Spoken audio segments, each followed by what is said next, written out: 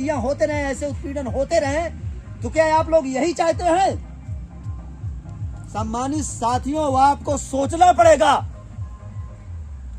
और जब आप सोचेंगे तो कुछ प्रश्न बनेंगे, और उस प्रश्न पर उसके उत्तर के लिए आपको स्वयं संघर्ष करना होगा, तब जाकर के ये शोषण उत्पीड़न बंद होगा।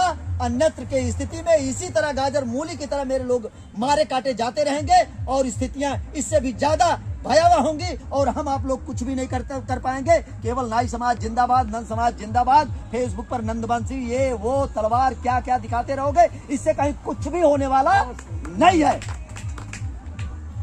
दिखाने से ज्यादा करने की सोचो।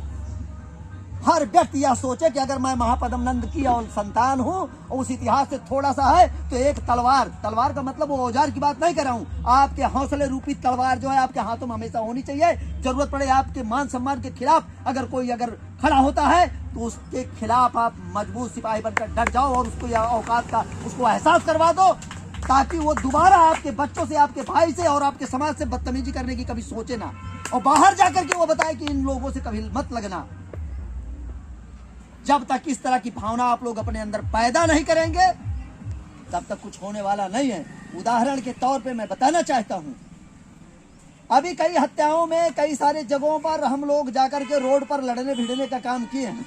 आप लोग ने सोशल मीडिया के माध्यम से देखा होगा, कहीं बहुत ज्यादा भीड़ भाड़ नहीं थी, कहीं पे 200 आदमी थे, कहीं 150 आदमी थे, कहीं 100 आदमी थे, कहीं मान लीजिए 1000-2000 भी आदमी सुल्तानपुर में बहुत ज्यादा थे, तो लोग थे।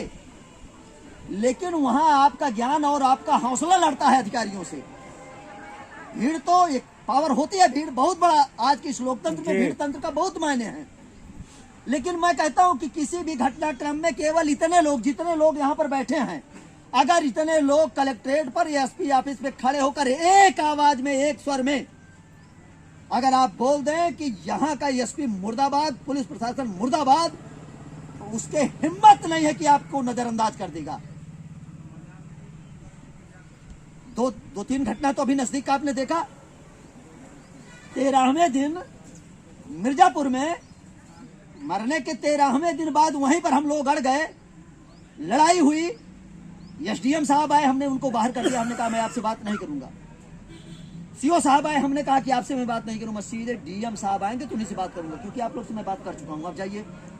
फिर दोबारा आए, रिक्वेस्ट किए कि आपकी बात मानी जाएगी, आप भाई जो कहोगे मानेंगे। तो हमने कहा पहले एफआईआर करके दे दो, तब जो है चलिए ठीक है, मैं 2 घंटे में एफआईआर करके दूंगा। तो हमने कहा 10 मिनट के बाद आइए, तब मैं आपसे बात करूंगा। जो वीडियो वायरल हुई थी माननीय अध्यक्ष जी, वो उसके बाद जब तिवारा आए तब वो सारी बातें हुई। यह बात नहीं कि घनश्याम बहुत जानकार है, मैं भी दाढ़ी बाल बनाकर जीवन यापन करने वाला आपका बहुत ही गरीब सा भाई हूं। हमारी स्थितियां किसी से छुपी दबी नहीं है, और ना ही मैंने कहीं कोई ला की क्लास ली है। बस केवल यह मेरे मन में यह भावना थी कि मैं अपने समाज के लिए, अपने लोगों के लिए, अपने समकक्ष लोगों के लिए, केवल नाई बिरादरी अकेले तक के लिए नहीं, ऐसे सभी लोगों के लिए जो शोषित हैं, पीड़ित हैं, वंचित हैं, उन सब के लिए मैं लड़ने का प्रयास करूंगा, और उन सब के लिए जो भी मेरी यथा स्थिति संभव, मेरी जो भी क्षमता है, मैं उनके लिए लड़ता रहूंगा। और मैं धीरे धीरे प्रयास कर रहा हूं। आप लोग जैसा कि जानते हैं 2008 में संगठन बनाया। अभी हमारे बड़े भैया कह रहे थे कि सबसे बड़ा संगठन एमसीए है। जो भी पहले कहीं काम किए हैं एमसीए में ही किए हैं।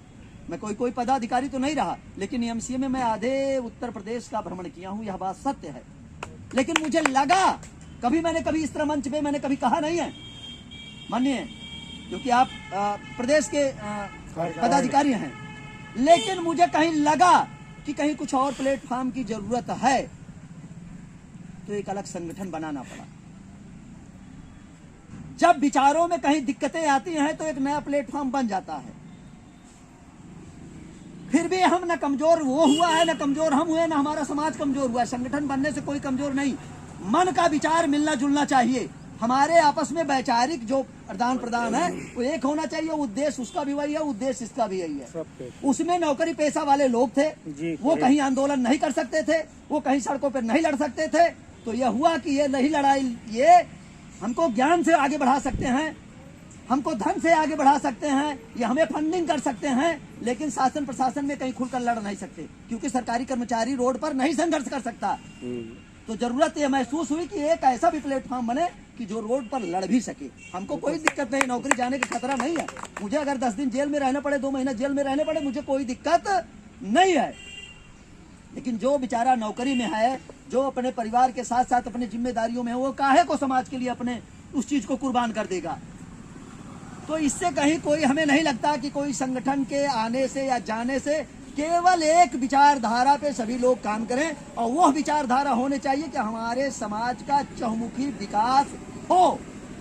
उद्देश्य केवल यह होना चाहिए कि हमारे भी समाज के लोग हर क्षेत्र में आगे आए, और सर्व समाज के लोग हमारे समाज को केवल प्रजा तक जो है समझने की जो लोगों में है, उसका भी कारण अगर देखेंगे तो हम लोगों को आज प्रजा अगर समझते हैं तो उसका मेन कारण हम ही लोग हैं।